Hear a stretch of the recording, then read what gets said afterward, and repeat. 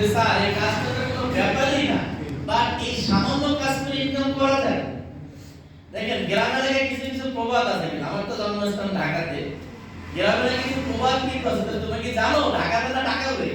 বলো না এটা প্রবাদ কিন্তু আছে। আসলে কি ঢাকার কোন জায়গায় টাকা উড়ে? তাহলে বলেন সেখানে কি আমি উড়ি? দেখেন দিয়ে খোঁজ খুঁজে দেখ।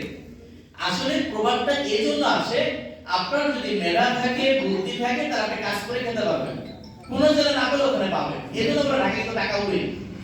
তার মানে আমি বলবো শুধু ঢাকা না, আপনি চাইলে আপনার নিজের গ্রামে নিজের এলাকায় থেকেও ইনকাম করতে পারবেন, যেটা আপনি ঢাকায় ইনকাম করবেন তার থেকে বেশি। সেই প্ল্যাটফর্ম আমি আপনাকে বলে দিচ্ছি।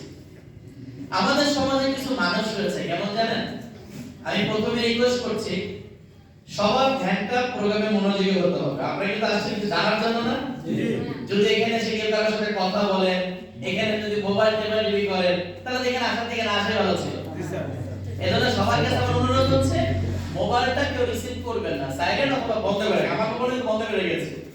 আপনাদের সাথে আমি আলোচনা